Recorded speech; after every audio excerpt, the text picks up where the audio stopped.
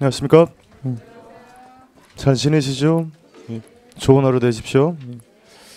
우리 최근 96페이지를 갈 겁니다.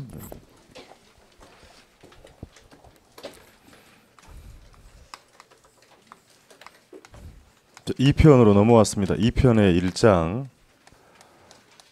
부동산 수요 공급 이론을 공부합니다. 지난주에 언급을 했던 것처럼 5-6문제 출제되고요. 1월 달에 공부하는 내용이 기초가 되는 분야다라고 했어요. 수요 공급을 공부하는 이유는 시장의 논리적 구조를 이해하는 과정이다라고 해서 자, 지난주에 부동산 시장의 기본 개념 정의했습니다. 복잡한 얘기는 아니었고 시장 정의합시다. 시장이란 부동산 수요 공급에 의해서 무엇이요? 가격이 결정이 되고 결정된 가격은 수요 공급에 영향을 주기도 한다 그랬죠. 가격이 수요와 공급을 조절하는 것을 자원 배분 기능을 수행하는 것이다 라고 용어 정의를 했습니다. 자, 그래서 오늘 이제 이것만 가지고 4시간 동안 공부를 한다라고 제가 미리 말씀을 드렸고요. 그래서 이제 뭘 정의를 할 거냐면 이 수요 공급이 무엇인지 먼저 알아야 될 거 아니겠습니까? 수요 공급의 개념을 먼저 정리합니다. 그 부동산 수요 공급이 일반 재화와는 어떤 차이가 있느냐, 특징, 차이점을 정의를 할 것이고, 두 번째 공부할 것은 수요 공급에 가령 영향을 주는 여러 가지 원인이 있을 겁니다. 예를 들면 이걸 아파트라고 가정을 하고요. 자, 여러분의 소득이 향상이 되면 아파트의 수요는 증가할 수 있는 거죠. 그렇습니까? 자, 그 원인들을 정의를 할 건데 수요 공급의 결정 요인이라고 표현합니다. 이제 이번 항목이 오늘 공부의 핵심이 될 거고요.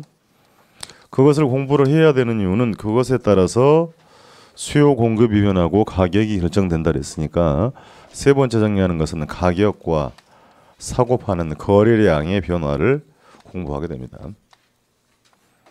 이제 마지막 한 가지는 탄력성이라는 표현을 정리를 할 거예요. 미리 탄력성을 말씀드리고 가면 탄력성 다른 의미가 아니고요. 양의 변화를 측정하는 지표다라고 표현합니다.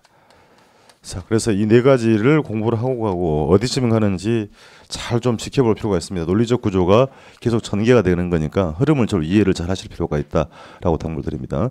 최근 96페이지 가서 그래서 동그라미 1번에 가시면 수요의 개념이 나올 겁니다. 그렇습니까? 네, 개념부터 정의를 합니다. 자, 영문으로 쓰면 디맨드라고 표현했고요. 뭐 스펠링은 안 물어볼 거니까 D0라고 쓰고 앞으로 D0 쓰면 수요다라고 정의하겠습니다. 그럼 수요는 부동산을 샀다, 구매했다라는 것을 의미하는 게 아닙니다. 사고 싶은 욕구, 사고 싶은 마음을 수요다라고 표현을 합니다. 그래서 이 수요의 개념을 세 가지 관점으로 정의를 하는데요. 자, 첫 번째는 그래서 이렇게 일정 기간 동안이라는 표현을 씁니다. 일정 기간 동안에 부동산을 산 게 아니고요. 구매하고자 하는 욕구나 그 양이다라고 정의를 합니다. 그럼 쉬운 표현부터 보고 가시면요. 구매하고자 한다라고 했으니까 일이 발생한 후이면 사후적 개념이라고 할 건데 일이 발생하기 전이죠. 그렇습니까? 수요 공급 개념은 그래서 앞으로 사전적 개념이다라고 표현합니다. 실제로 구입한 양이 아니고 구입하려고 하는 의도된 양이라고 해서 사전적이라고 쓰는 것이고요. 자, 욕구라고 표현했으니까 풀어가자면 사고 싶은 마음을 구매 의사다라고 하면 될 것이고요. 그럼 그게 진정한 수요가 되려면 실제적으로 살 능력이 뒷받침돼야 되겠죠. 그렇습니까? 구입할 능력입니다. 그래서 구매력이라고 표현합니다. 혹은 지불 능력이 동반된 게 진정한 수요다. 자, 그러니까 구매 의사는 물론이고 구매력도 뒷받침돼야 진정한 수요이기 때문에 이 수요를 앞으로 우리는 유효 수요다라고 표현합니다. 이미 출제한 적이 있고요. 그래 유효한 수요가 되기 위해서는 뭐가 있어야 된다?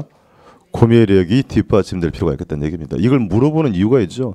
일반 경제재는 가격이 되게 비싸지는 않기 때문에 크게 안 따집니다만은 부동산은 자금 조달 능력이 있어야 구입할 능력이 있어야 시장에 참여할 수 있다라는 표현을 좀 묻는 겁니다. 그럼 용어로 구분하기 위해서요. 구매 의사는 있으되 구매력이 없다라고 하면 유효 수요라고 쓰면 안 되는 거죠. 표현의 차이가 있기 때문에 그 사고 싶은 마음만 있으면 잠재 수요다라고 표현합니다. 끝내지 말고요. 자, 그러면 내가 구입할 능력이 안 된다라고 하면 금융대출금을 활용하게 되면 그러면 잠재 수요는 뭐 될 수 있다? 유효 수요가 될 수가 있다는 얘기입니다. 다 물어봤던 표현입니다. 자, 위로 올라가서요. 일정 기간이라는 표현이 나왔어요. 기간이라는 표현을 풀고 가자면 가령 1월 1일부터 3월 31일까지 이렇게 명시하는 게 기간이죠. 그렇습니까? 그러니까 얼마 동안에, 일주일 동안에, 한 달 동안에, 1년 동안에 이런 표현이 기간이다. 그러면 기간에 해당하는 개념을 경제학에서는 유량이다라고 표현합니다. 영문으로 쓰면 플로우라고 합니다. 그럼 이제 왜 이걸 공부를 하는 거냐라고 하면요. 예, 경제학에서는 수요 공급의 개념을 정의할 때는 기간을 명시하는 유량만 따집니다. 근데 이제 부동산에는 이와 대비되는 일정한 시점도 있다라고 합니다. 기간과 시점이 같은 말이 아닐 거니까요. 가령 이건 1월 1일 현재 이렇게 명시해버리면 시점이라고 하는 거죠. 그렇습니까? 언제부터 언제까지라고 하면 뭐가 되고요? 기간. 자, 그럼 1월 1일 현재 하게 되면 일정한 시점입니다. 자, 그럼 일정 시점에 해당하는 표현은 앞으로 절량이라고 합니다. 쌓을 절자를 써서요. 영문으로 쓰면 또 스톡이라고 합니다. 이 때려 죽일 인간들이 영어 단어로 출제한 적도 있습니다. 사실은 수험생들이 기만하는 문제가 되는 건데 그래서 흐름의 개념을 플로우고요. 고정된 양을 스톡이라고 합니다. 자, 그래서 이해를 돕기 위해서요. 저수지에 가령 고정된 양, 고정된 물의 양을 우리가 흔히 저장고, 저수지라는 표현을 쓰죠. 그렇습니까? 그런 표현 안 들어본 것 같네. 자, 고정된 양을 뭐라고 한다면 절량이라고 한다면 저수지로 흘러 들어오고 흘러나가는 흐름의 개념을 유량이라고 표현합니다. 대묻습니다. 자, 다시 이제 유량이 무슨 말이에요? 라고 물어보면 일정한 기간을 말하고 절량이 무슨 말이에요? 하면 일정한 시점을 의미하겠다는 얘기입니다. 다시 그러니까 언제부터 언제까지 이렇게 명시하면 기간이고 1월 1일 현재 이렇게 명시하면 일정한 시점이 되겠다는 얘기입니다. 그러면 경제 지표도 기간을 명시해 측정하는 것들은 유량 지표라고 쓰고요. 일정한 시점을 명시하는 것들은 절량 지표라고 합니다. 그럼 여러분이 벌어들이는 소득 급여라는 것은 한 달 동안의 대개의 소득이라고 이렇게 표현하죠. 그렇습니까? 그러니까 1월 1일 현재 나의 소득이 얼마다 이렇게 말하지는 않는다는 얘기인 거니까 대표적으로 소득, 급여라는 것은 기간을 명시하는 유량 지표다 이렇게 표현하겠다는 얘기입니다. 시급이라는 표현도 쓰죠. 시급은 뭡니까? 1시간 동안의 급여 아닙니까? 그러니까 기간을 명시하는 것들은 유량 지표하겠다는 얘기입니다. 자, 가령 1월 5일 날 여러분 아파트를 매매했습니다. 매도했더니 3억 원에 팔았대요. 그럼 3억 원이 가격이죠. 그렇습니까? 그럼 1월 1일 5일 현재 5억인 거죠. 3억인 거죠. 그렇습니까? 그러니까 가격, 부동산 가격 가치라는 것은 일정한 시점을 명시하는 뭐다? 절량 지표가 되는 겁니다. 이미 출제가 됐던 인구도 자, 예를 들면 1월 1일 현재 강남구의 인구가 10만 명입니다. 이렇게 발표를 하는 것처럼 인구도 시점을 명시하는 절량 지표가 됩니다. 그래서 처음에 공부를 할 때 용어를 잘 구분해 두셔야 됩니다. 다시 유량이 무슨 말입니까? 라고 물으면 뭐라고 답을 하고 일정한 기간. 그러면 절량이 뭡니까? 라고 하면 일정한 시점을 의미하겠다는 얘기입니다. 이걸 자꾸 묻는 이유가 있습니다. 자, 그래서 부동산에는 유량도 있고 뭣도 있다. 절량도 있다. 쓰실 건 아니고 책에 다 나오니까요. 자, 그래서 공급도 주택 유량의 공급량이라는 것이 있고요. 그럼 이와 대비되는 저량의 공급량도 있다고 합니다. 이제 풀어가 보겠습니다. 처음 하시는 거니까. 그럼 유량의 공급량이란 일정 기간이죠. 그렇습니까? 기간에 공급하고자 하는 주택의 양이다. 이렇게 표현해 볼 수 있고요. 그럼 저량은 일정한 시점이라 그랬죠? 그럼 일정 시점에 얘는 시장에 존재하는 주택의 양이다라고 표현합니다. 그럼 아래서부터 갑니다. 자, 여기 뭡니까? 라고 하면은 현재 여러분이 거주하고 있는 주택의 양을 저량이라고 합니다. 이미 시장에 나와 있는 물량이라는 얘기예요. 자, 다시 현재 여러분이 거주하고 있는 양을 뭐라고 한다? 저량이고 이미 시장에 존재하고 있기 때문에 이것을 구체화시키면 기존 주택입니다. 기존 주택 공급량이라고 쓰고 주택 재고량이다 이렇게 표현하겠다는 얘기입니다. 자, 그러면 건설업자들이 공급하는 공급도 있을 거 아니에요. 이렇게 표현합니다. 그러니까 이 기간에 공급하고자 하는 양을 구체화시키면 신규 주택 공급량이라고 표현하는 겁니다. 자, 다시 그럼 신규 주택 공급은 일정한 뭐가 필요하다? 생산 기간, 건축 기간이 필요하기 때문에 신규 주택 공급량을 유량 지표라고 쓰는 것이고요. 기존 주택 공급량은 이미 나와 있죠. 나와 있기 때문에 뭐라고 쓴다? 저량 지표다. 자, 그래서 이론적인 얘기가 아닙니다. 대개 가시다가요 좌우측에 아파트가 세워져 있고요 다 불 켜져 있답니다. 그 뭐라고 하고? 저량 공급이고 지나가다 봤더니 건설업자들이 뚝딱뚝딱뚝딱 시멘트 바르고 있답니다. 이건 뭐가 돼요? 유량입니다. 부동산의 공급 유량도 있고 저량도 있다. 자꾸 이것 때문에 시험을 묻는 것이니까요. 5년에 한 4번꼴로 물어요. 그래서 경제지표로 섞어주고 이렇게 유량 지표가 몇 개입니까? 이런 문제가 요즘에 많이 나옵니다. 그럼 몇 개냐고 물으면요. 하나만 몰라도 답을 못 찾는 겁니다. 그죠? 사실은 극악무도한 문제입니다. 8개 가지고 뭐 몇 개 찾으라 하는 거니. 그래서 나중에 가면 정확한 좀 내용들을 좀 정리를 할 필요가 있다는 얘기입니다. 자, 책 확인할게요. 수요의 개념으로 가서요. 개념 동그라미 치겠습니다.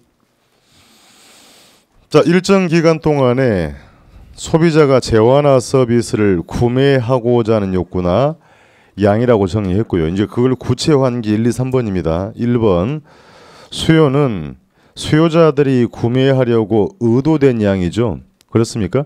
실제로 구입한 양을 말하는 것은 아니다라고 해서 사전적 개념이라고 정의했고요. 두 번째, 구매 의사는 물론이고 뭐 또 있어야 돼요? 구매력도 있어야만 진정한 수요다. 그것을 우리는 유효 수요다라고 정의했고요. 반면에 구매 의사만 있고 구매력이 없으면 뭐라고 쓰고요? 잠재 수요라고 하는 거 용어 구분하시고 그러면 금융대출금을 활용하면 잠재 수요는 유효 수요가 될 수 있죠. 표현 정리했습니다. 자, 유량의 의미가 뭐다? 일정한 기간을 의미한다라고 했습니다. 다음 페이지로 올라갈까요? 상단부 박스에 핵심 다지기 가시면 별표 가겠습니다. 자, 그래서 1번 유량 플로우라고 되어 있죠. 유량의 의미는 무엇이다? 일정한 기간을 의미한다. 동그라미 치고요.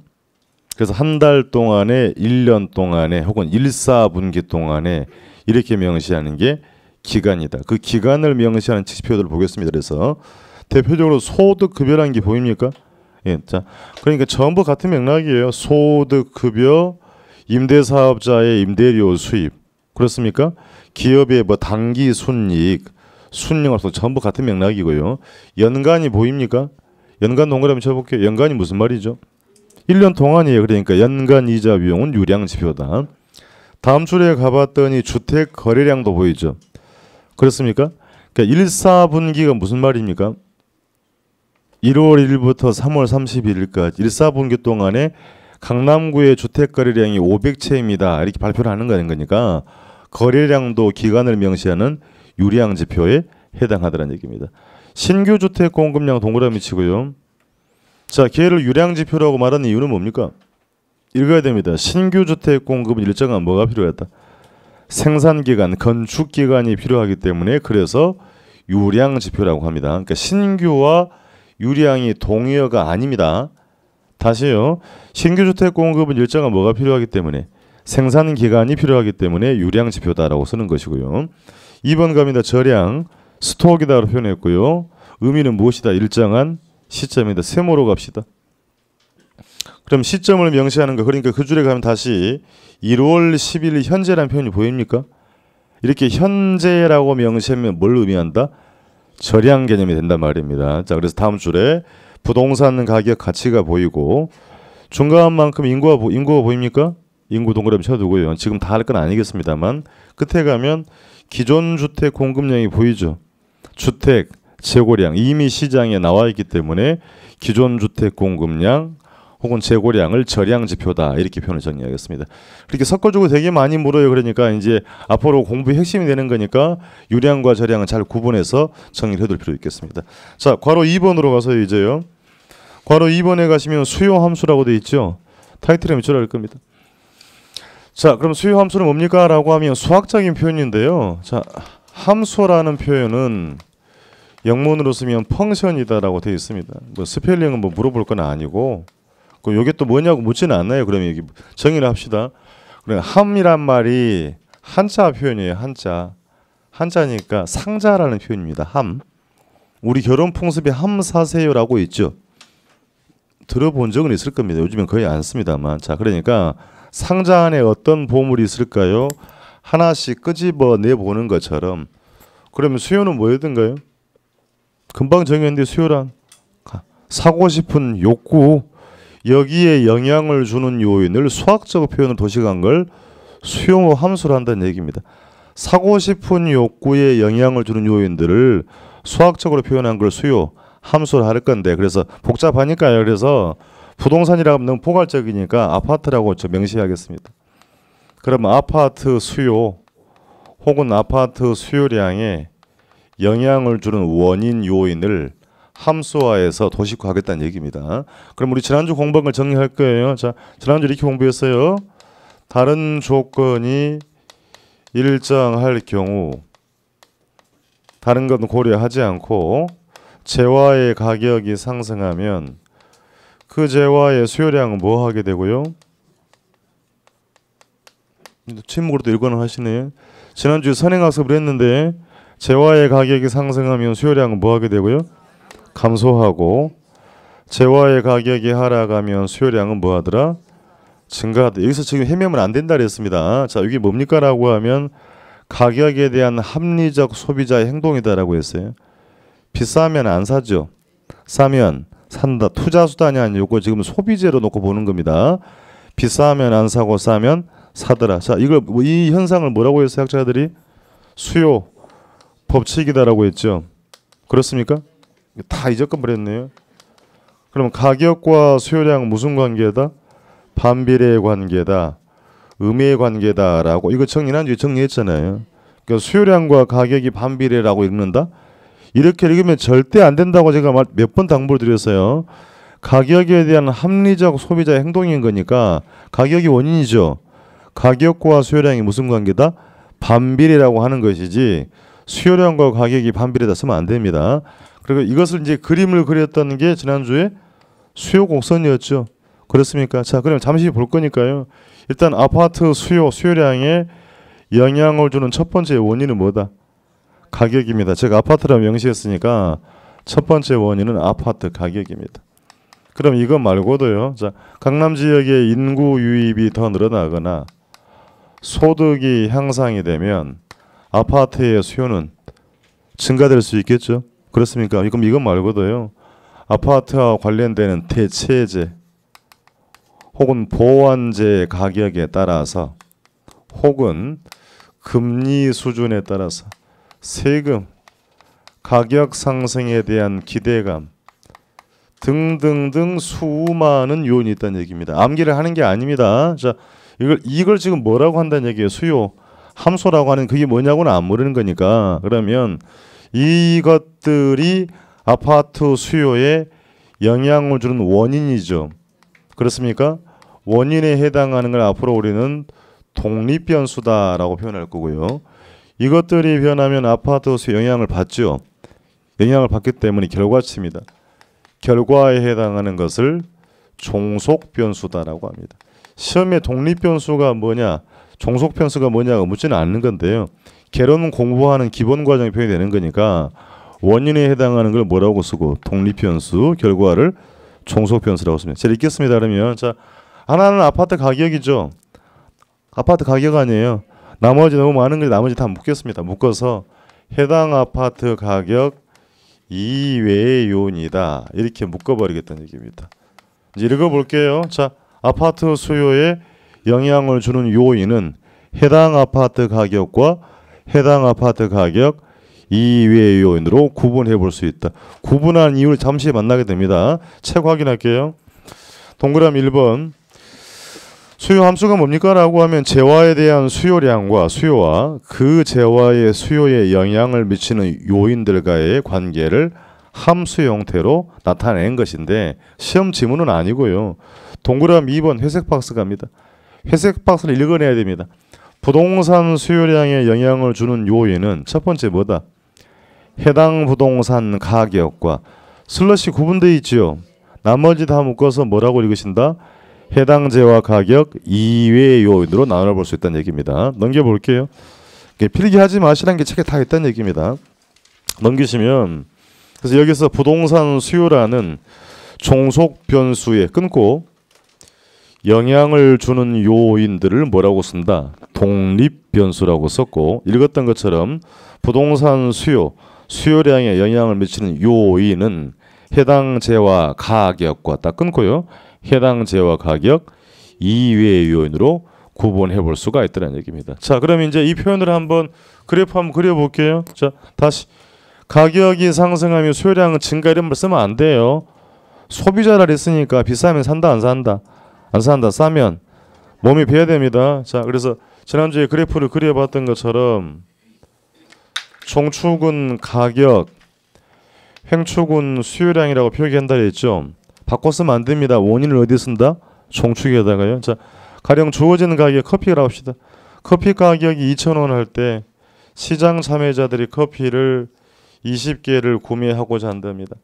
1,000원으로 하락하면 수요량 늘어나겠죠. 금방 했으니까요. 30개로 늘어난다고 가정해 볼게요. 3,000원으로 상승하면 이전보다 수요량 뭐 하겠어요? 감소한다라고 공부를 했습니다. 그래서 자, 각 가격과 양이 만나는 점 3개가 보입니다. 그렇습니까? 그럼 이 점 말고도 자, 각 가격에 해당하는 각 수요량을 점을 찍으면 이 선상에 수많은 점들이 이렇게 존재하겠지요. 이 점들을 우리는 쭉 연결해서 그리고 D0라고 쓰고 수요 곡선이다라고 읽었습니다. 그렇습니까? 복잡한 얘기가 아니라 그랬습니다. 가격에 대한 합리적 소비자 행동을 뭐라고 쓰고 수요 법칙, 반비례 관계를 그래프로 그린 걸 뭐라고 한다? 수요 곡선이다. 형태는 하향하는 형태를 나타내더라 표현했습니다. 읽을게요. 무엇이 변했어요? 해당 재화 가격입니다. 뭐가 변했어요? 수요량. 그래서 앞으로 해당 아파트 가격이 변하면 해당 부동산 가격이 변하는 현상을 수요량의 변화라고 합니다. 읽었던 것처럼 해당 재화 가격이 변하면 뭐라고 한다? 수요량의 변화고 최초 여기 A점이고요. 여기 B점이고 C점이라고 합시다. D0 곡선은 가만히 있고 A가 B로, A가 C로 이동했죠. 그렇습니까? 곡선상의 점의 이동이라고 합니다. 수요량의 변화란 동일한 곡선상의 점의 이동으로 표현될 수 있더라. 잠시 확인할 겁니다. 자, 그래서 기본 표현 볼게요. 괄호 3번 수요 법칙으로 갑니다. 다른 조건이 일정할 때 가격이 상승하면 수요량 뭐하고? 감소하고 하락하면 수요량이 증가하는 반비례 관계를 수요 법칙. 따라서 세 번째 줄 수요 함수는 이게 수요 함수죠. 가격에 대한 무슨 함수다? 감소 함수다. 복잡한 얘기를 묻고 있는 게 아니고요. 가격이 상승하면 수요량 뭐하고? 감소하고 하락하면 수요량이 그 반비례 관계를 감소 함수로 쓴 겁니다. 수요 함수는 가격에 대한 감소 함수다. 내려갑니다. 그 수요 법칙을 그래프를 그린 게 맨 끝에 괄호 4번 수요 곡선이죠. 내려와야 됩니다. 마지막 줄을 따라서 수요 곡선은 어떤 모습이다? 하향 형태다라고 했고 99페이지 그래프 확인합니다. 상단부에 종축은 가격, 횡축은 수요량, P0 수준에서 양이 Q0죠. 그렇습니까? 만나는 점이 있고요. 가격이 P2로 상승하면 양은 Q2로 감소했고 P1으로 하락하면 양은 Q1으로 늘어나서 세 점을 연결한 모습이 우하향하는 수요 곡선의 형태였습니다. 그렇죠? 기본으로 묻는 겁니다. 기본 정의하신 거고 그러니까 이제 다시 왼쪽 페이지로 와서 그러면 중간만큼 핵심 다지기가 있죠. 박스 있나요?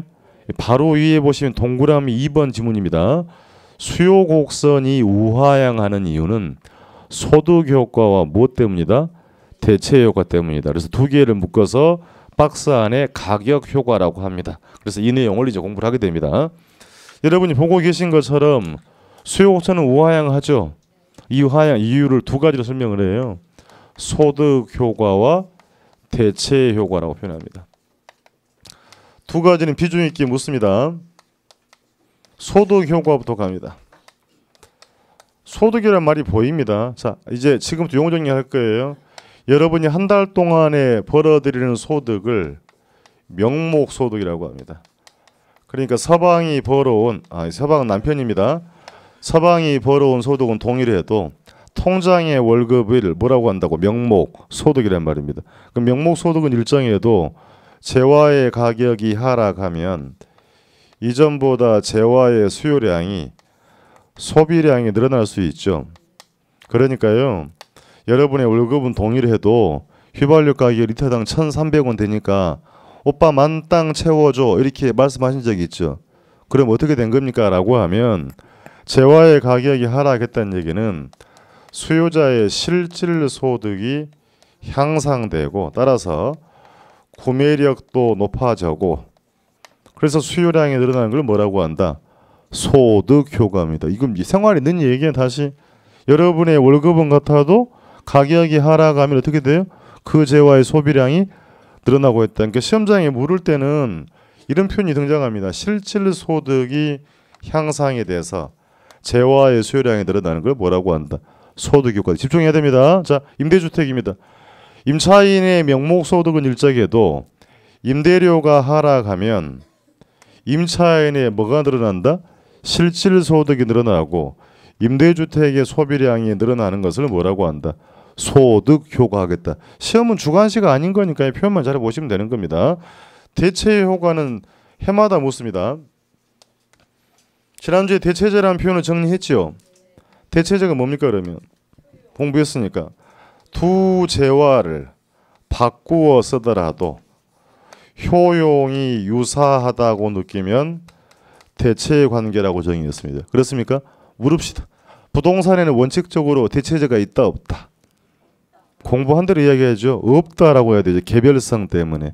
다만 용도적인 대체는 가능하다라고 했습니다. 그러니까 가령 아파트와 빌라는 원칙적으로 대체할 수는 없습니다만 주거용으로는 대체가 되죠. 그렇습니까? 아파트의 대체제가 뭐가 될 수 있다? 빌라가 될 수 있다. 자, 그럼 빌라 가격이 오르면 빌라 살래요, 안 살래요? 고민을 하시면 절대 안 됩니다. 가격과 수요량은 무슨 관계?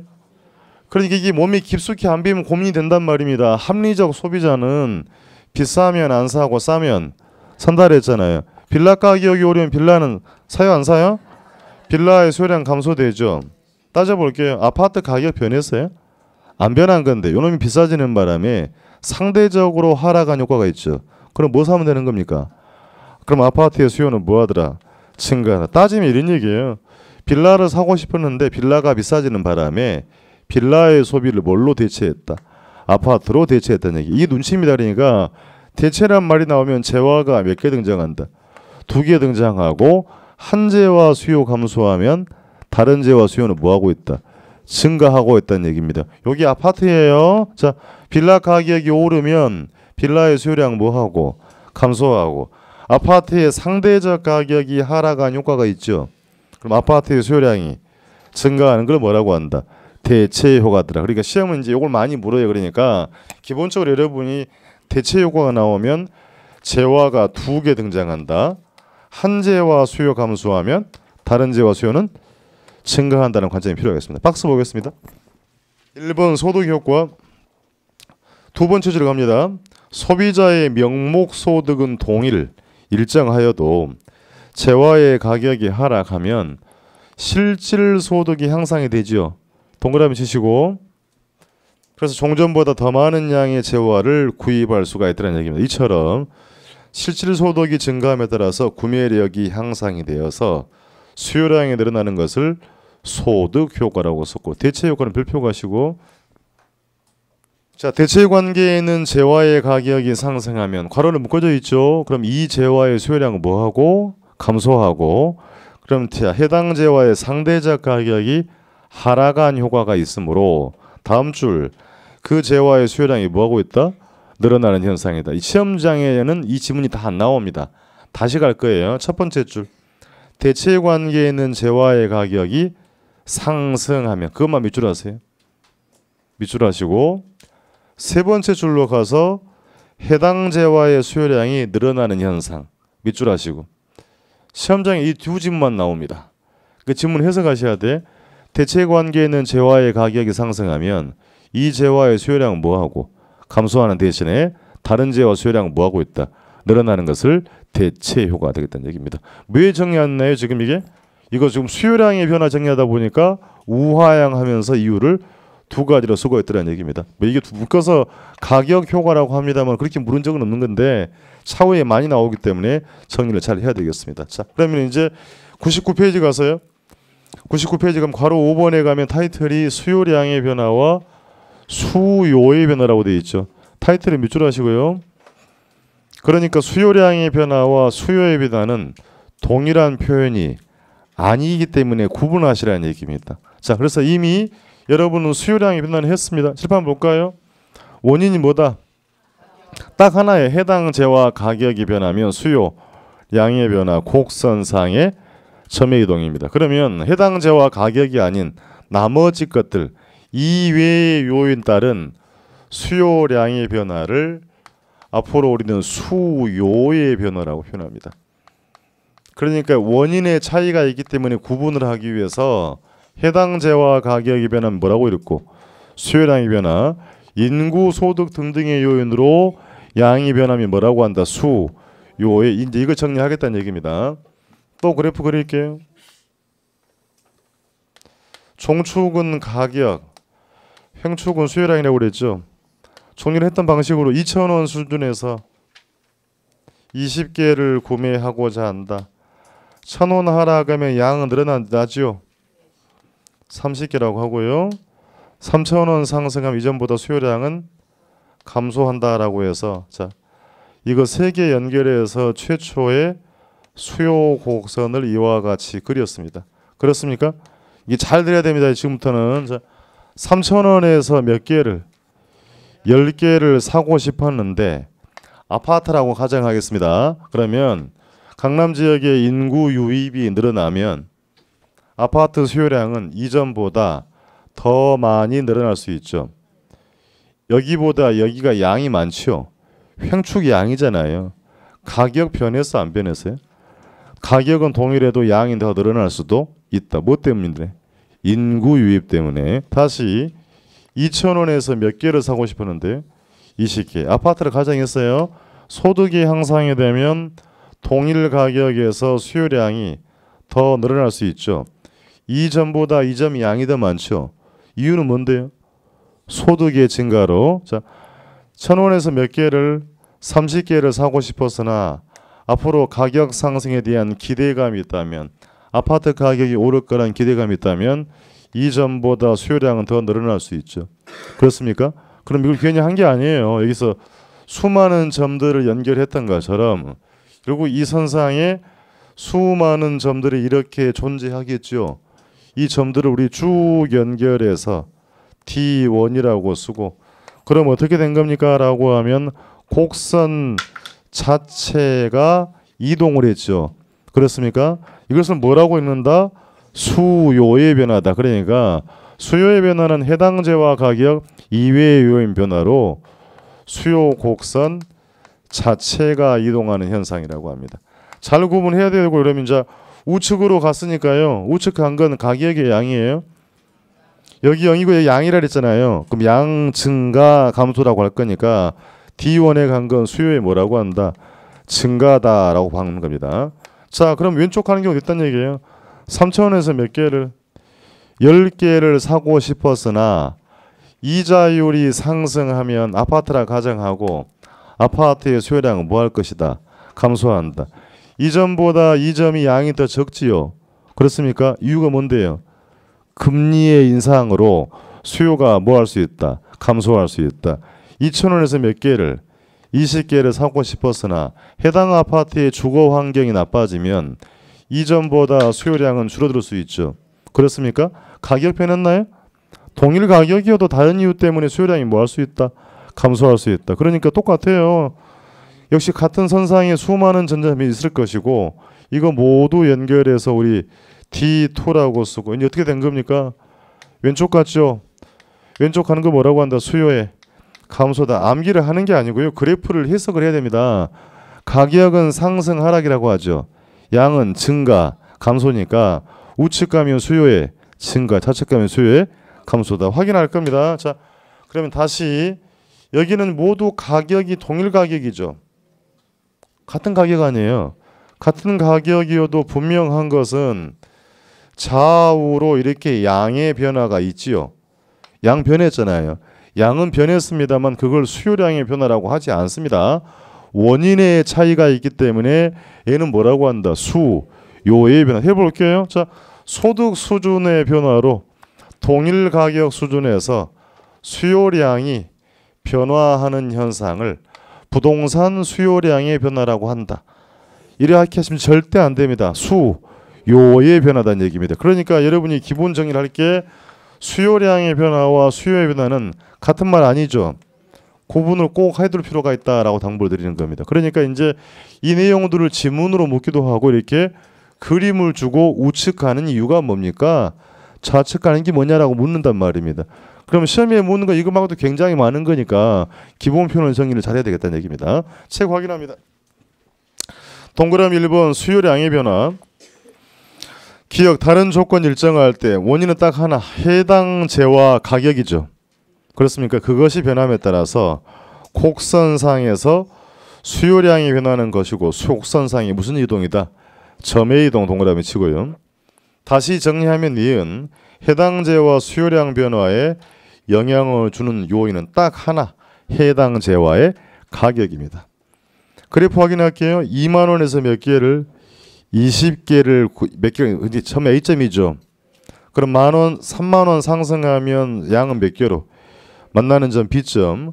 만 원으로 하락하면 양은 30개죠. 그렇습니까? 그래프 보고 읽으세요. 종축이 뭐예요?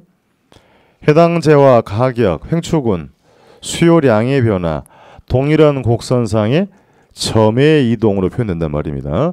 2번 갑니다. 수요의 변화.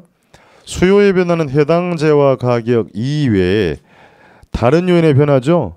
그래서 동일 가격 수준에서 수요량이 변화하는 것이 곡선 자체가 좌우로 이동하는 겁니다. 그래프 확인하면 최초의 D0 곡선이 D1 우측으로 가는 걸 뭐라고 읽고요? 수요의 증가. D2 좌측 가는 건 수요의 감소다. 분명한 건 좌우로 양 변화가 있지요. 양의 변화 있습니다만 그 현상을 수요량의 변화라고 하지 않습니다. 수요의 변화입니다. 넘기겠습니다. 그래서 넘겨서 괄호 6번 타이틀의 밑줄 수요 변화에 들어갑니다. 자, 그러니까 이제 뭘 써놨냐면 이거 하나하나들을 이제 기술을 한 거예요. 이게 수요 변화 요인이죠, 결국은. 그렇습니까? 자, 첫 번째 인구 갑니다. 뻔한 얘기예요. 인구 유입을 하면 아파트의 수요는 뭐 한다? 증가한다. 인구가 빠져나가면 수요는 감소하더라. 그럼 여러분 보시면 될 것 같고요. 그럼 2번 갑니다. 소득이 나오죠? 자, 두 번째 갑니다. 자, 소득이 증가해서 해당 재화 수요량이 늘어난다면 이런 경우가 지극히 정상적이죠. 아닙니까? 소득이 향상돼서 여러분의 재화의 소비량이 늘어나면 지극히 정상적이기 때문에 이런 재화를 경제학에서는 정상재 혹은 우등재라고 표현합니다. 그런데 소득이 향상됨에도 오히려 재화의 수요량이 감소할 수도 있답니다. 그럼 이런 재화는 열등재, 하급재라고 합니다. 절대적 개념은 아니고요. 예를 들어서 여러분의 소득이 향상되었더니 맥주의 소비량이 늘어나는 대신에 소주의 소비량이 감소하고 있다면 맥주는 정상재, 소주는 열등재라고 하는 것. 다시 강남 지역의 소득이 향상되어서 아파트 수요가 늘어나는 대신에 빌라의 수요량이 감소하고 있다면 아파트는 정상재, 빌라는 열등재. 절대적 개념 아닙니다. 자, 그러니까 D0 곡선이 소득의 증가로 언제나 우측으로 가는 건 아니란 얘기잖아요. 그렇잖아요. 그럼 소득의 증가로 우측으로 이동하였다면 수요가 뭐했다? 증가했다. 그런 재화는 뭐라고 쓰고? 정상재. 그럼 소득의 증가로 D제로가 자로 갈 수 있다는 얘기잖아요. 왼쪽으로 가면 수요가 뭐했다? 감소했다. 그런 재화는 뭐라고 한다? 열등이다. 시험장에서는요. 이것이 뭐냐고는 묻지는 않습니다. 여기 근데 용어 정리가 안 돼 있으면 불편하단 말입니다. 정상재, 열등재를 구분하는 기준은 뭘로? 소득으로. 자, 지극히 정상적인 재화인데요. 소득이 증가함에도 재화의 소비량이 감소하며 그런 재화를 열등재다 표현하겠다는 얘기입니다. 확인하고 가죠. 자, 동그라미 기억 파란색 글씨입니다. 이와 같이 소득이 증가함에 따라 그의 재화의 수요가 늘어나면 뭐라고 쓰고? 정상재, 우등재라 하고 끊고, 반면 소득이 증가함에 따라서 오히려 수요가 감소하는 재화를 열등재 혹은 뭐라고 한다? 하급재다. 내려갑니다. 니은 정리하면 소득의 증가로 수요 곡선이 우측으로 이동하였다면 수요가 증가했단 말이죠. 그런 재화는 정상재라고 하고 끊고, 소득의 증가로 수요 곡선이 좌측으로 가면 수요가 뭐하는 것이고 감소한 거니 그런 재화를 우리는 열등재라 하는 겁니다. 그러니까 시험장에는 조건을 줘요. 이렇게 정상재라고 한다고 하면 소득이 늘어나면 어디로? 우측으로 가더라는 얘기입니다. 자, 3번 갑니다. 동그라미 3번. 대체제 별표 가시고요. 단골 문제를 했습니다. 자, 뭘 묻는 거냐라고 하면 실판 볼게요. 아파트에 대체가 되는 이 대체제 혹은 보완제 가격에 따라서 아파트의 수요가 증가하기도 혹은 감소하기도 한다고 묻는 겁니다. 이미 해버렸어요. 자, 아파트의 대체제는 빌라라고 볼 수 있죠. 빌라 가격이 오르면 빌라의 수요량은 감소하고 대신 아파트의 수요는 증가하더라고요. 어디로 이동 그러면? 우측 간다는 얘기입니다. 그러니까 이렇게 물어요. 자, 그래서 첫 번째 대체제 가격이 상승하면 이게 시험 지문입니다. 그럼 해당 아파트의 수요는 증가한다. 이렇게 물으니까 이제 해석을 해야 되죠. 대체제 가격이 상승하면 대체제의 수요는 뭐하고? 뒤에 생각하지 말고요. 가격과 수요량 무슨 관계? 그게 몸이 안 입에시면 한참 고민이 된단 말입니다. 비싸면 안 산다 그랬잖아요. 합리적 소비자 행동이라 그랬어요. 비싸면 수요는 뭐한다? 그럼 아파트의 수요는 뭐하더라? 조금 전에 대체 관계면 재화가 두 개 등장하고 수요가 반대 간다 그랬잖아요. 한 재화 수요 감소하면 다른 재화 수요는 뭐하더라? 증가하더라. 한 번 더 갑니다. 자, 대체제 가격이 하락하면 이제 여러분이 하세요.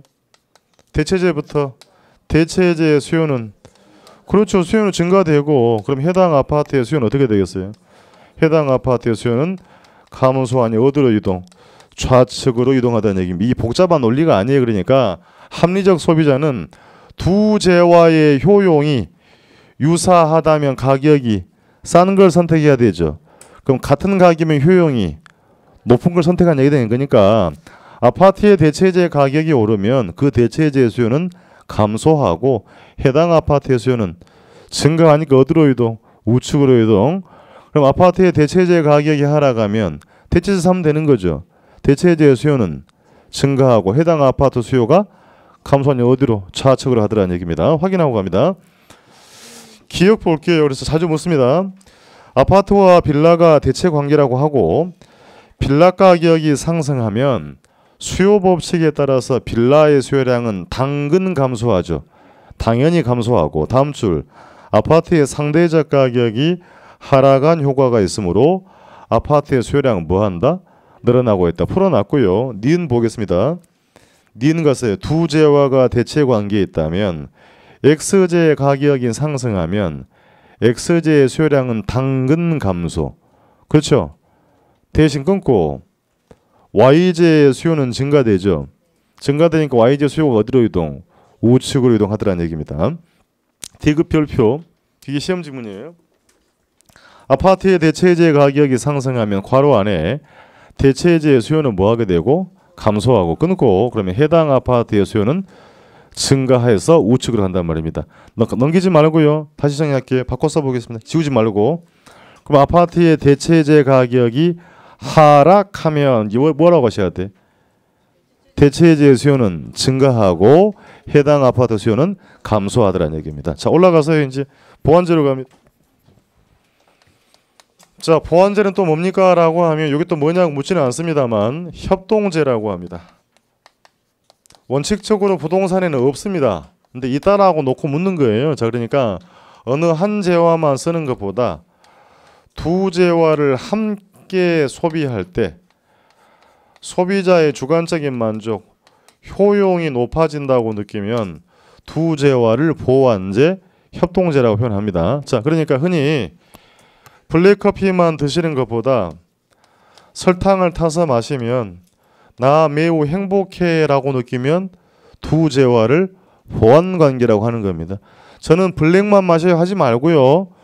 보완제 정의를 한 거니까 함께 써야 효용이 높아진다 그랬잖아요. 묻습니다. 자, 커피 가격이 상승하면 커피 마셔요? 안 마셔요? 고민하지 마세요. 커피의 수요는 감소한다. 함께 뭐가 효용 높아진다 그랬죠. 그럼 당연히 설탕의 수요도 뭐하더라.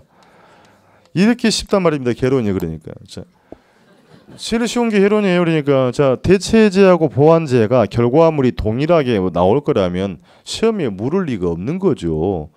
대체제는 수요가 반대로 갔지요. 그럼 보완제와 해당 제와는 수요가 같은 방향이 진행되고 있단 말입니다. 이게 뻔한 얘기 아니에요. 그러니까 자, 구체화합니다. 아파트의 보완관계, 보완제 가격이 상승하면 아파트의 수요는 뭐한다? 감소한다. 이렇게 물어요. 그러니까 보완제 가격이 상승하면 보완제의 수요 뭐하고? 감소하고. 또 고민스러워져요. 가격과 수요랑 무슨 관계? 이걸 풀으시라는 얘기예요. 그러니까 뒤를 생각하고 계시면 안 풀린다. 제가 늘 그러잖아요. 그러니까 이 문제는 왜 빨리빨리 안 되냐면 이게 몸에 안 배 있어요. 가격이 올라갈 때 사야 되는데 왜 산다 그러지? 이렇게 물으면 안 된다는 얘기입니다. 이게 지금 주식이 아니에요. 소비자라 그랬잖아요. 그 전제 조건을 모르고 들어가면 자꾸 엉뚱한 생각을 하게 될 수밖에 없단 말입니다. 그러니까 자, 다시 보완제 가격이 상승하면 보완제의 수요는 뭐하고? 감소하고. 당연한 얘기 아니에요. 그럼 아파트의 수요도 뭐하더라? 감소. 어디로 이동? 좌측으로 이동합니다. 보완제의 가격이 하락하면 보완제의 수요는 증가하죠. 그럼 해당 아파트의 수요도 역시 증가. 이해가 되겠어요? 이렇게 묻는 겁니다. 그러니까 대개 이제 시험을 물을 때는 이 가격만 가지고 묻는 경우가 많은데요. 가끔 수요로 물어보기도 해요. 수요로도. 그래서 외우시면 안 된다. 대응을 잘 하시라는 얘기입니다. 가령 이런 얘기예요. 자, 아파트의 대체재 수요가 감소하면 이게 문제 조건이에요. 그럼 아파트의 수요는 어떻게 돼요? 그렇죠. 이렇게 답을 해야 되는 겁니다. 대체재 수요가 감소하면 아파트의 수요는 뭐하더라? 증가. 이걸 가격으로 묻기도 수요로 묻기도 하기 때문에 잘 볼 필요가 있겠습니다. 그래서 시험에는 당연히 얘를 많이 물어봤어요. 대체제를. 보완제는 부동산이 없다 보니까 자주 묻는 문제는 아니었습니다만 결과물이 같지 않죠. 그러니까 외우지 말고요. 대체제와 해당 제와는 수요가 이렇게 반대로 움직이고 있잖아요. 그렇습니까? 그럼 보완제는 수요가 이렇게 동일 방향으로 진행이 되고 이렇게 정리하시면 조금 편해지실 거라는 얘기입니다. 확인하러 갑니다. 동그라미 기억갑니다. 설탕과 커피가 보완관계라고 놓고요. 자, 커피 가격이 상승하면 수요 법칙에 따라 당근, 커피의 수요량은 뭐하고? 감소하고. 그러면 소비자들은 보완관계에는 설탕 소비량도 줄일 수밖에 없죠. 설탕의 수요도 감소하더라. 풀어놨습니다. 니은 X제의 가격이 상승하면 보완제라고 그랬어요. 그럼 X제의 수요량은 당근 뭐하고? 당연히 감소하고. 그럼 Y제의 수요량도 뭐하더라? 감소하더라는 얘기입니다. D급표를 펴고 가시고요. 아파트의 보완제 가격이 상승하면 했죠. 그럼 보완제의 수요는 뭐하고? 감소하고. 끊고 그럼 해당 제와 수요도 감소해서 좌측으로 이동을 하겠다는 얘기입니다. 오른쪽에 가시게 되면 보조단에 용어사전에 보완제 돼 있죠. 읽어두실 필요 있고 그 아래 관계가 나옵니다. 자, 대체제의 수요와 해당 제와 수요는 반대로 움직이고 있죠. 보조단에 쓰지 말게 다 있다는 얘기입니다. 자, 보완제의 수요와 해당 제와 수요는 어떻게 무슨 방향? 동일 방향으로 진행이 되고 있다는 얘기입니다. 그렇게 오시라는 얘기가 아니고 이렇게 정리를 해두시면 혼동을 줄일 거라는 얘기. 그래서 이게 이 일을 하고 계시면 암기할 게 없어요. 제일 쉬운 게 개론 과목입니다. 이게 문제는 이게 내 거가 정리가 안 돼 버리면 외운단 말이에요. 그러면 암기를 하면 공부량이 늘어나는 또 우울을 범하게 되는 거니까 개념 정리를 해서 갈 필요가 있다는 말입니다. 자, 묻는 이유보다 대체재 가격의 변화로 아파트 수요가 증가하냐 감소하냐 묻는 거니까 아파트의 대체재 가격이 오르면 대체재의 수요는 뭐하고 감소하고 해당 아파트의 수요는 증가한다는 얘기입니다. 보완재 가격이 하락하면 보완재의 수요는 증가하고 해당 아파트 수요도 증가하더라. 그래서 이 수요 법칙을 괜히 한 게 아니에요.